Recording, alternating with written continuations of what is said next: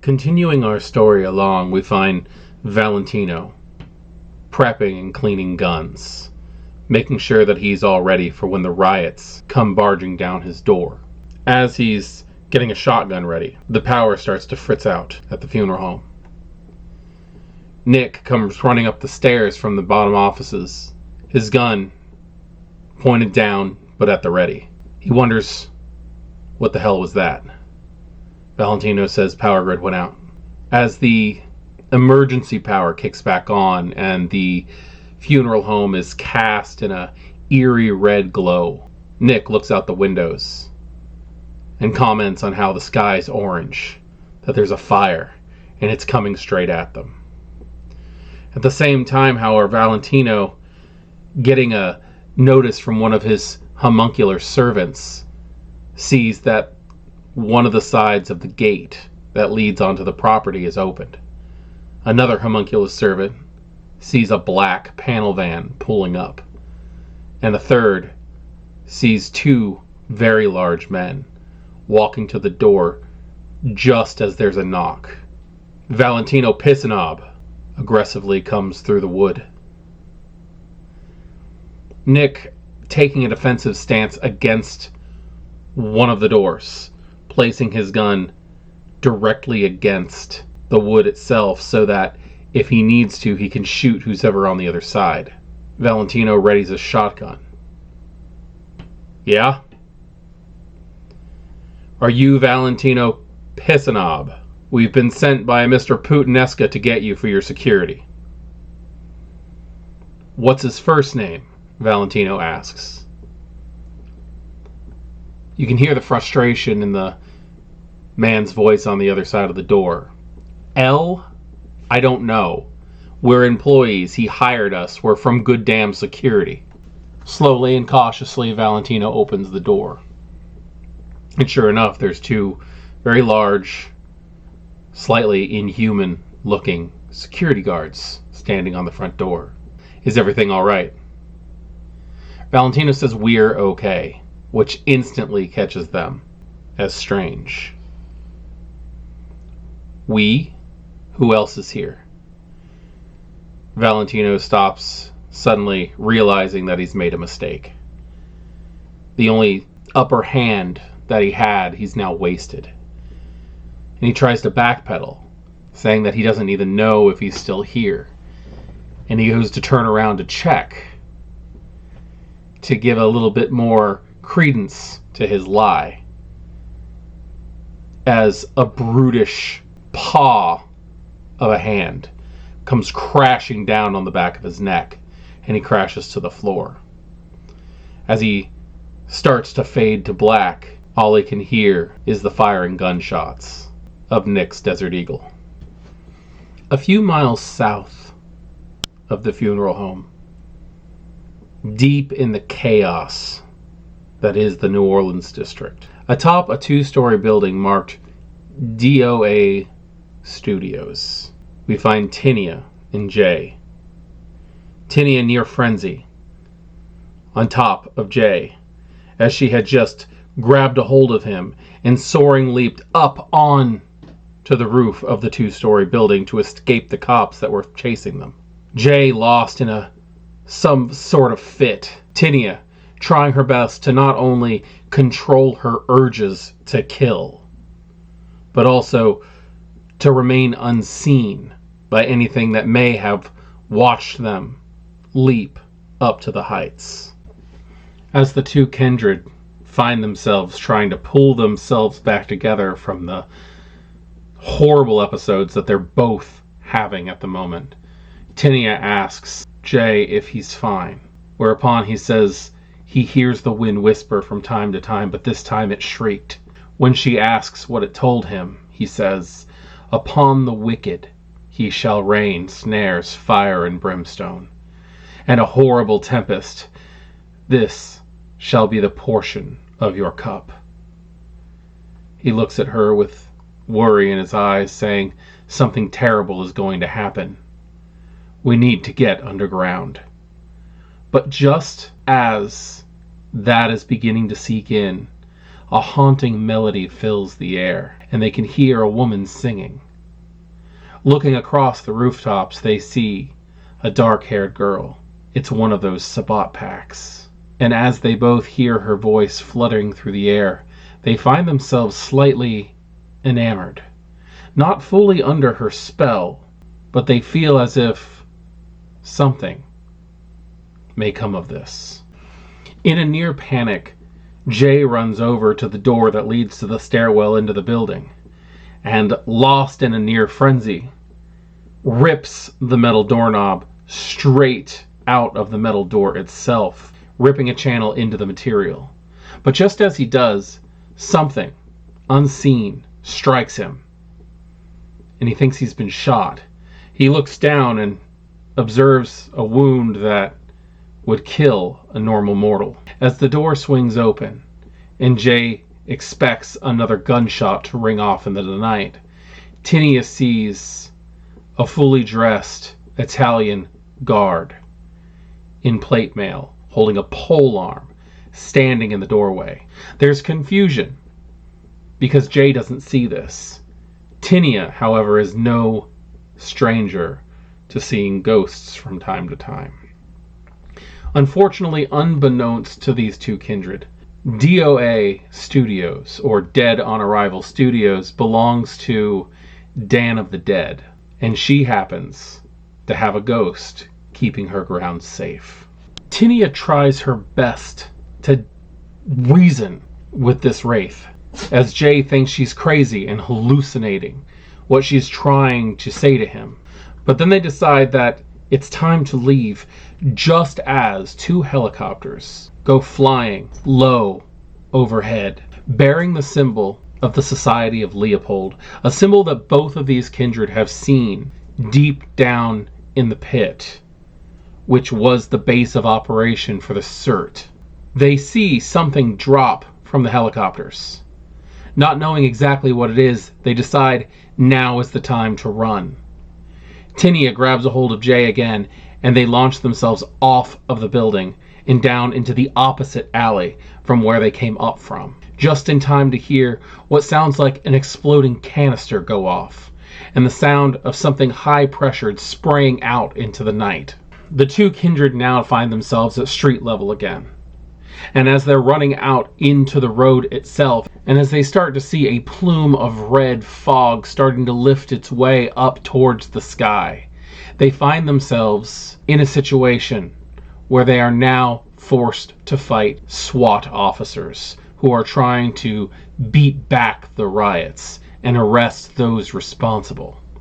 They decide they need to get into the sewer, but Tinia swears she saw something slightly move, but isn't exactly sure what she saw down the manhole that they're aiming at. But given the fact that in all of this commotion, both Tinia and Jay are now responsible for assaulting police officers and now draining them, they decide it's best to risk things into the sewers. They rush to the other side of the street, throw back the manhole cover, and jump down, replacing the cover as they go in. While they're down in the sewer, and they start working their way through the tunnels beneath the New Orleans district, Tinia could swear that there's something down there with them. Not something hidden under the water, but just beyond sight. Something that she can barely make out. As they're working their way down towards the top hat, because Tinia knows that this is one of the oldest buildings in the city, and therefore should have an entrance into the Shanghai tunnels with all hope. They hear a metal clank of the manhole cover being lifted free. They hear fire in the hole, and the sound of something clanking against brick and splashing in water, and then they hear the same sound of a high-pressured gas being released from its canister. And as the red fog begins to make its way through the sewers, chasing after them, they then hear the high-pitched squeal of the thing that was in the sewers with them the entire time. As now, not only Tinia can see it, but also Jay can see it, a slightly translucent, pinkish tendril of some kind that seems to be spreading out through over the entire sewer, going up all of the waste pipes into the apartments, into the houses and businesses above.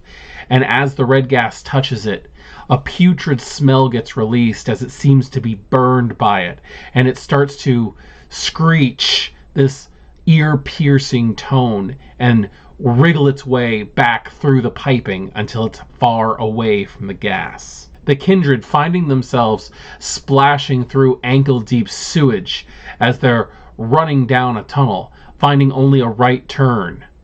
As they go, they find themselves blocked off by a grating with something strange on the other side. It appears to be fans, which kick on. And another one of those grenades spritzing the red gas, this time forcefully being pushed after them. Tinia and Jay rush to the other corner, being brought in on both sides by this horrific red gas that's been presented by the hunters, as Tinia finds herself completely lost in a will to survive, and she loses herself, eyes glazing over red, muscles bulging with blood, rip through the brick wall, establishing themselves as a wrecker, shattering the bricks in all directions. As the dust clears, they find a tunnel leading off into the distance, but not lined with brick or stone like the rest of the sewers in Portland. This is more of a natural cave formation, held up by timber and beams. Next to it is an old decrepit wooden staircase leading upwards. As they see the fog barreling down on them and starting to spill into the chamber that they find themselves in, they run up the stairs, finding themselves at an old wooden door. When they enter, they find themselves in a very strange place. It's an old root cellar underneath one of the buildings. Off to one wall, they see what seems to be a shrine of some kind, an old weather vane with a jacket draped over it, a top hat tilted to the side, a set of white silken gloves folded neatly over themselves, and at least a dozen burnt out candles. The only other thing in this room is an old bed with a corpse. They've stumbled upon Whistler's torpid body. Thinking quick, Jay grabs the duct tape that he has. He searches the area, including the basement that this root cellar leads into, and finds plastic, trash bags, visqueen, sheets, anything that he can get a hold of, and starts to tape up the door, making sure that the fog can't get to them where they stand. Tinia and Jay spend the rest of the night securing their surroundings. They find that the root cellar that they're in leads to a basement. The basement leads up to a false door that ends up in a mop closet that connects to the Top Hat, a cult shop in the New Orleans district. They look around for everything they can find to bury themselves. Secure the door, make sure nothing can find them.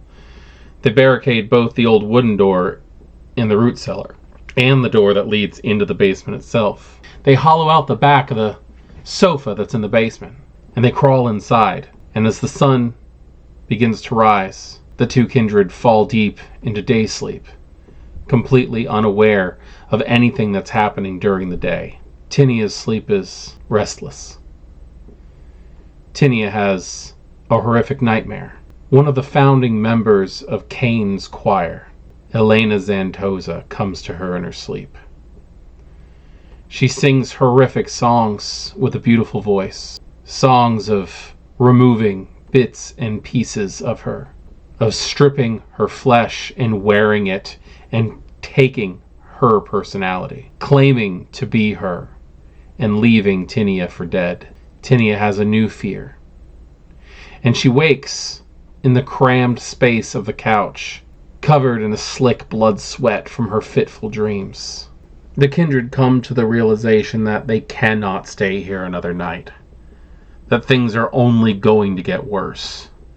They fight their way up into the actual storefront, and as they get up there, they hear over a loudspeaker a message that the National Guard has now been sent in, that martial law is now enacted. Anyone found outside of their homes after 5 p.m. will be arrested or shot on sight. Tinia retreats to the mop sink to try to clean herself up of all the congealed blood that's covering her, as Jay goes to check out the blinds of the store to see if anything's at least gotten better. As he looks outside, he catches just as the gas is dispersed throughout the air, closer this time. He sees tanks, large assault vehicles, and armed soldiers marching down the streets. As he goes to tell Tinia what he's seen as she's returning from cleaning herself off, she decides that maybe it's a good idea to try and reach out to others outside the area, see if possibly someone's retainers could come and retrieve them during the day. But the moment she turns on her phone, this god-awful screeching sound starts to come from it. It's an emergency alert system warning, discussing how the riots, which had started in the Pearl District and bled over into Old Town, were now starting to spread into Fulton, about how the entire area is under martial law, that everyone is under house arrest between the hours of 5 p.m. and 7 a.m., and also giving a few locations for extraction points for individuals who want to get out during the daytime hours. The red fog is given the excuse as being something to stop the fires from spreading from the riot areas to the safe zones.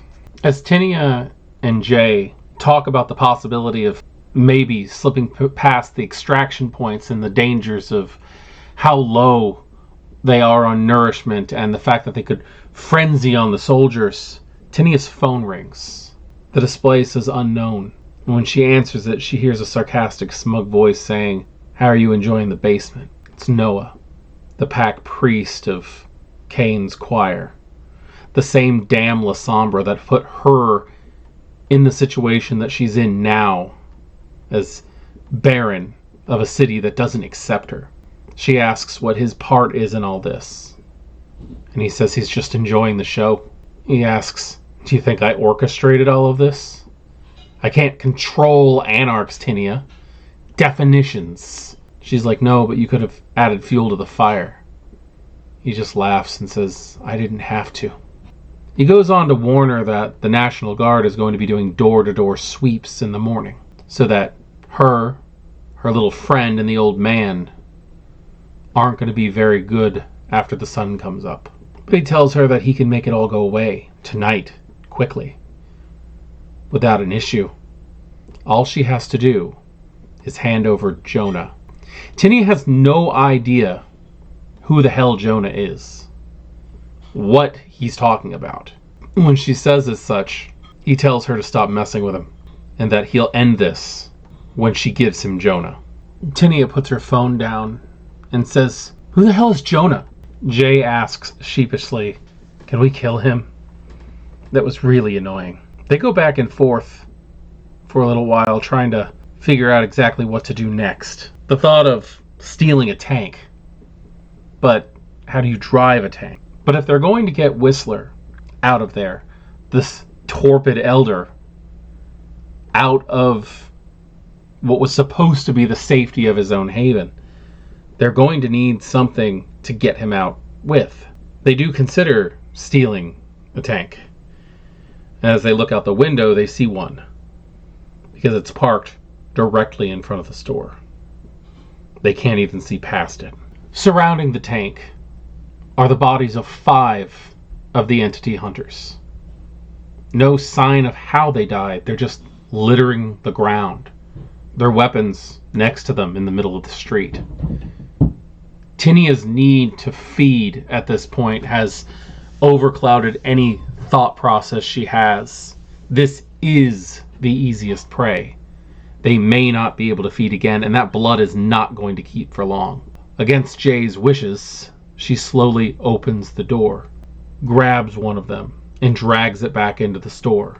Jay also sneaks out to grab one, just as the announcement of lockdown begins to yet again play over the loudspeaker.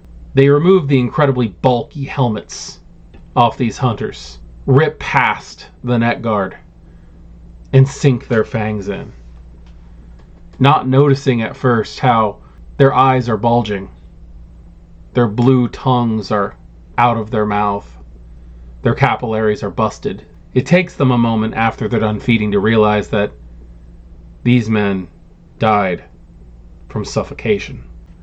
Grabbing a third body and the weapons of these soldiers, they run back into the store. They steal the armor and the helmets, and they dress themselves in the entity's armor. They roughly stuff the torpid Whistler into one of them as well. And they start heading back outside to see if they can get into the tank to see how it works. But as try as they might, they cannot find an entrance. Everything is completely blocked off. And as they're looking for something, they realize that the tank is lopsided in a way. As Tinia gets to the roof of the large assault vehicle and starts trying to peel off a panel that may be the entrance, while they scour over the tank trying to figure out exactly how to get into it, Jay starts to hear a sound of creaking metal, of bubbling, and he starts to pick up a smell that's familiar. He realizes quickly, while Tinia is trying to force her way into the machine, that someone has used acidic vitae on the wheels, and it's now starting to collapse under its own weight, as the metal that should be holding it up is now folding in on itself under the pressure. That's around the same time that they start to hear the most obnoxious laughter coming from above the sign of the Black Hat, as one of the pack members steps out from behind. Requiem, Vinny, the Banu Hakim enforcer of Noah. Jay unleashes a turret of bullets that flies towards Vinny.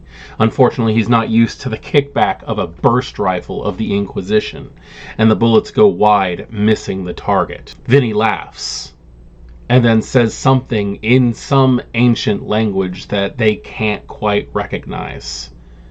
The bodies surrounding them start to shake, and then liquefy as their uniforms flatten out into the street, and all of the blood and viscera and flesh fly to Vinny in a liquid stream, completely surrounding him in a whirlwind of gore that then begins to absorb into his body as he enacts visceral absorption, making sure that he is completely topped off for this attack. As the flurry of viscera absorbs into his body, Vinny stares down at his targets.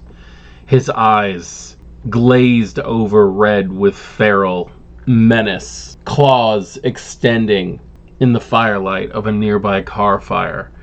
And then, as he takes a crouch like a cat, getting ready to pounce, and Jay aims in on his target again, Vinny's skin erupts into a living, churning shield of vitae as he enacts Blood of Aegis. Jay unleashes a volley of bullets from the burst rifle that fly directly towards Vinny, but his ability with celerity and weaving allows him to completely evade each of the shots. As the bullets fly by him, small tendrils of vitae reach out, grabbing the bullets, catching them directly out of the air.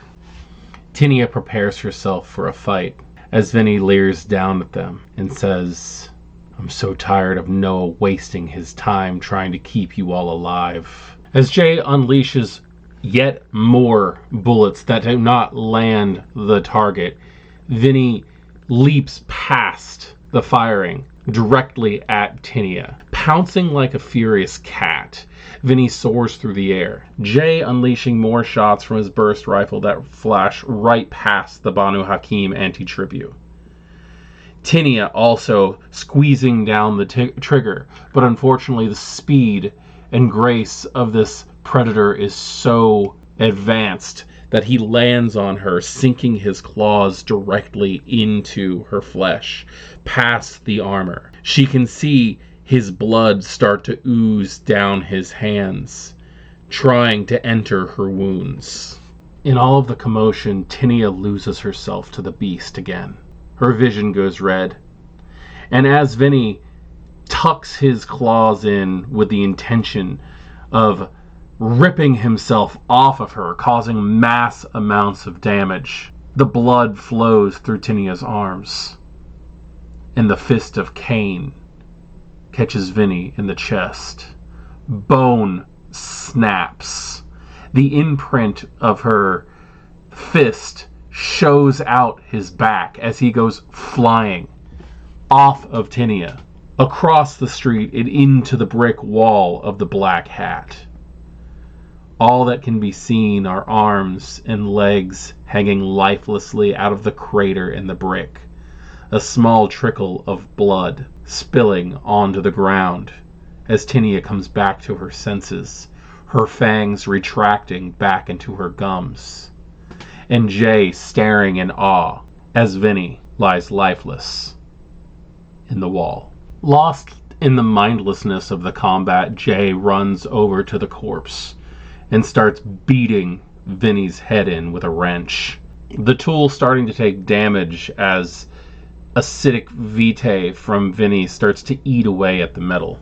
The thuds go dull very quickly. The clanks turn to splashes.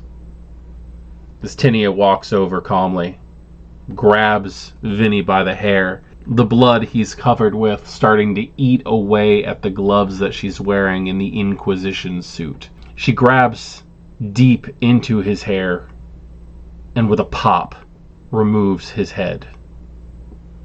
This incredibly powerful Kindred is only a little more than a year embraced, and his body doesn't turn to ash.